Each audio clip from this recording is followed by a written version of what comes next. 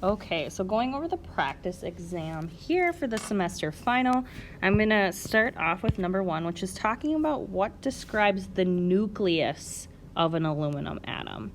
So the nucleus consists of protons, which have a positive charge, and so it can't be C or D because nucleus does not have negative charges. And then for determining how many electrons it's surrounded by, in order for an atom to be neutral, protons have to equal electrons. And so in our case, our answer will be B.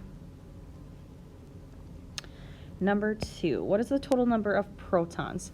The key here is remembering that in this form, the top number is the mass number, and the bottom number is the atomic number.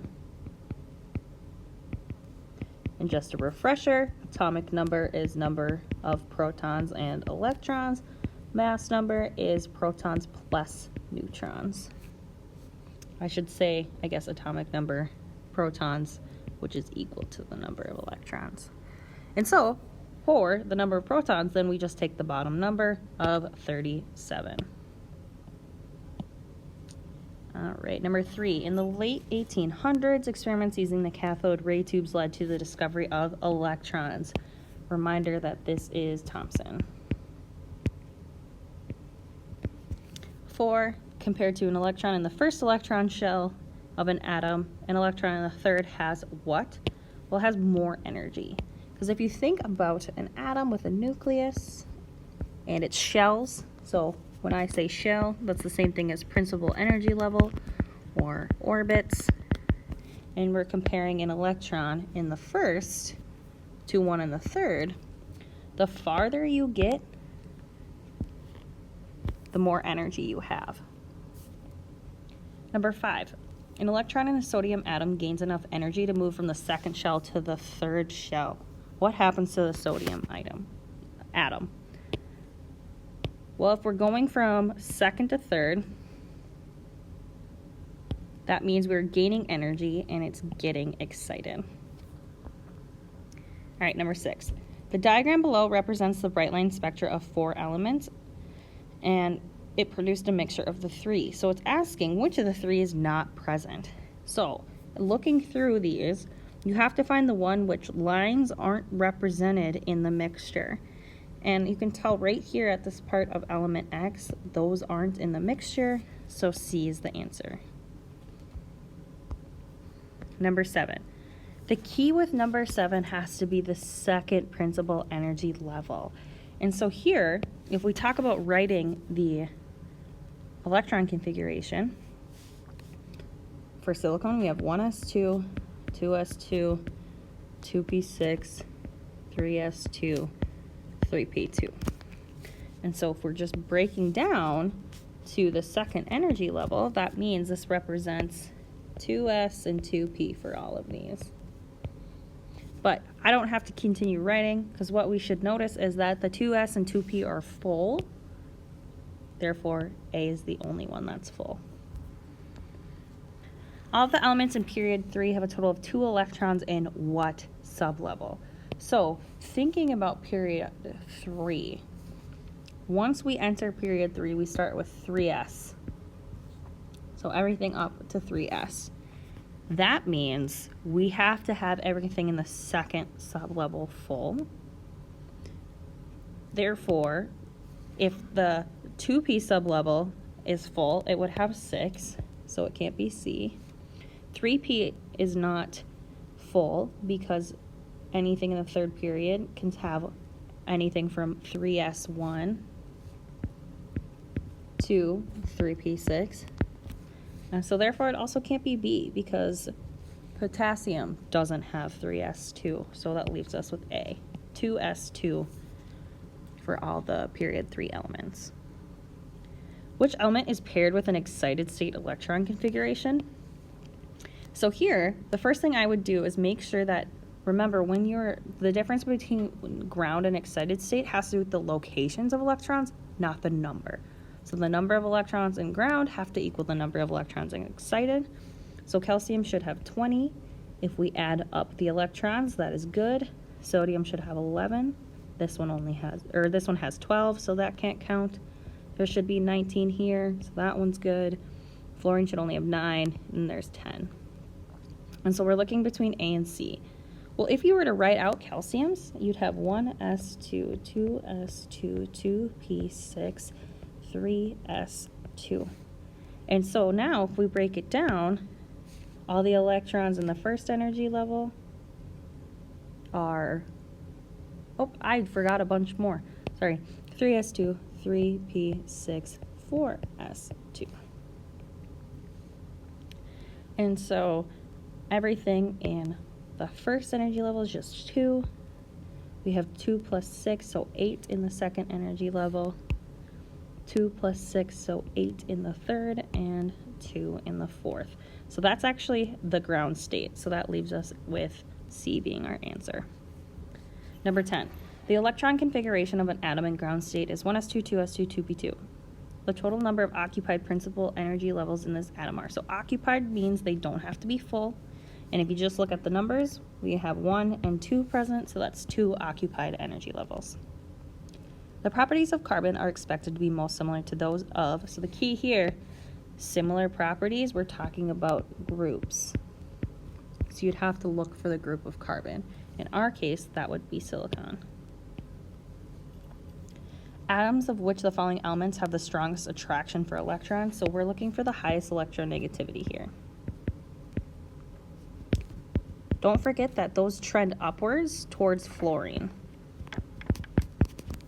And so in our case, what has the strongest electronegativity would be the closest to it, and that's going to be chlorine. At constant pressure, how does the volume of 1 mole of an ideal gas vary?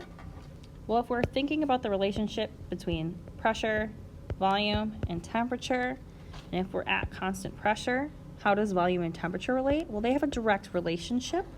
So as one increases, so does the other. So A will be our answer there. All right, number 14.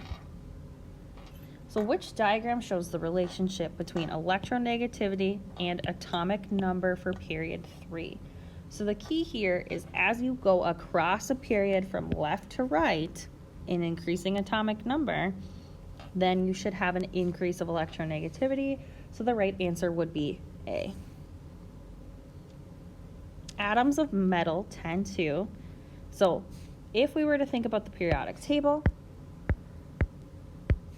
metals are on the left-hand side. And so what they like to do is form positive charges and lose electrons because it takes a lot less energy for them to lose an electron and become a full stable octet versus having to gain a bunch to get there.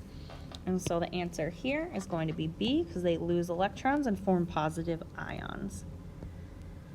A characteristic of ionic solids. The key here is a solid. Solids do not conduct electricity. Only ionic solutions conduct electricity.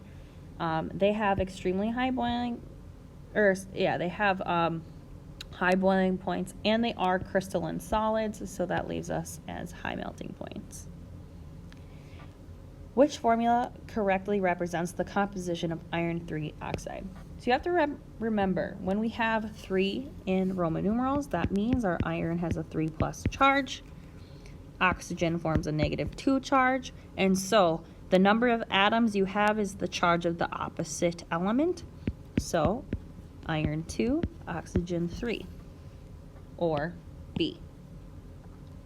What is the correct formula for ammonium carbonate? The key here is table E in your blue reference packet or polyatomic ions.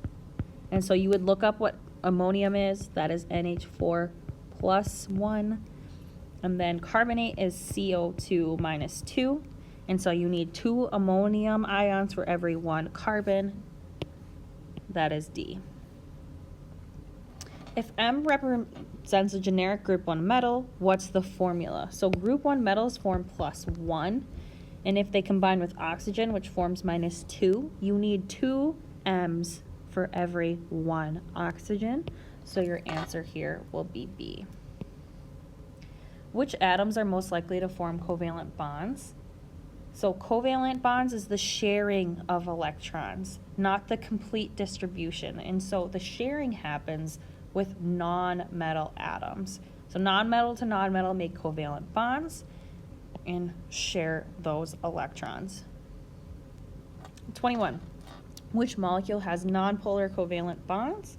Well, in our case, the only nonpolar molecule we have here is H2. And remember, two nonmetals make covalent bonds.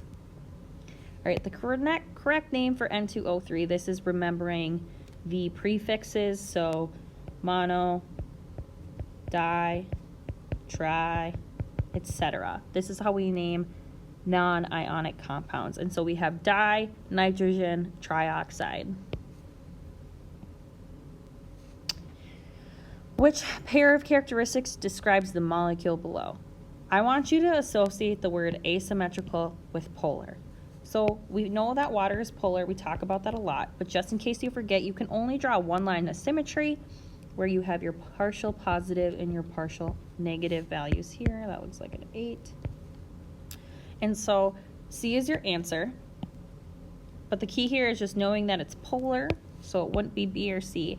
And when I'm talking about symmetry, think of symmetry of charges. If you have, for example, methane, all these charges would have a symmetrical distribution versus water has that partial positive and partial negative. 24. Which structure represents a nonpolar symmetrical molecule? So here we're looking for nonpolar. So nonpolar molecules are 2 or more lines of symmetry,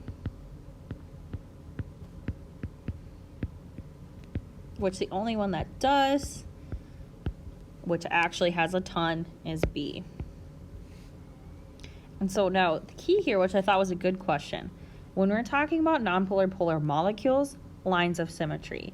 If I'm talking about nonpolar or polar bonds, that's when you use the electronegativity difference. And recall, if it's from 0 to 0.4, that's nonpolar, 0.5 and greater, polar. And so this is strictly speaking about bonds. All right. Diagram below represents a section of a burette containing acid used in acid-base titration. What's the total volume of acid that was used? So if I'm reading this burette, we're starting from a low number and getting higher. And since there are 10 divisions between 14 and 15 mils, each represents a tenth. So this would be 14.1, 14.2. This would be 14.3. But you always have to read one further than the ticks on the measurement. So our initial level was actually 14.30 mils. Our final would be 15.5, 15.6, 15.7. This is 15.8. So it's between 15.7 and 15.8. I'll call that 15.75. And so if you do the subtraction, what you get as your answer is 1.45 mils. All right, number 26. The diagram below shows a 100 milliliter grad cylinder. What's the precision? So again, precision means you're reading one past what the ticks are. So if each tick is 1 mil, you would read one pass to the 10th place. And so, nearest tenth of a mil.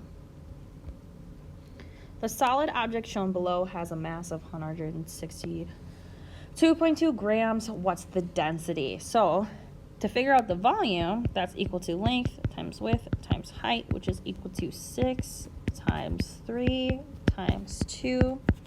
And so, you would divide, since density is equal to mass over volume, you would divide 162.2 divided by 36, and you would get 4.5 grams per centimeters cubed. And the key here with sig figs is that this means you only have, this calculation leaves you with 2 sig figs. Therefore, you only have 2 sig figs here. in this problem, and you can only have 2 sig figs in your answer. All right, when 9.214 is added to 6.3, how many sig figs? Addition is least number of decimal places. So here you have 3, here you only have 1. So you can only have 1 in your answer. And so how many sig figs? If you calculate this out, you'll get 15.5 blah, blah, blah. So your answer will be 3 sig figs because you were reading to the first decimal. The length of the Amazon River in South America is 6,400 kilometers. What is the length in scientific notation? Well, if this is our imaginary decimal, 1, 2, 3, 6.4 times 10 to the third kilometer. A box contains 5 times 10 to the third paper clips. The mass of each is 8 times 10 to the negative fourth. What's the combined mass of all the clips? And so what you would have to do is multiply 5 times 10 to the third by 8 times 10 to the negative fourth kilograms. And so your answer would be 4 kilograms. What's the conversion factor between millimeters and centimeters? Well, you could think of a ruler because that was an everyday application. Otherwise, this is base unit, deci, centi, milli. They're only a power of 10 away, and milli is lower on the staircase, so it has the bigger number associated with it. So for every 1 centimeter, you have 10 millimeters, which is option A. And then 32, the number of millimeters in 0.620 centimeters. So you're using that conversion factor now. So 0.620 centimeters times for 1 centimeter, you have 10 millimeters. That gets you 6.20 millimeters. Oops.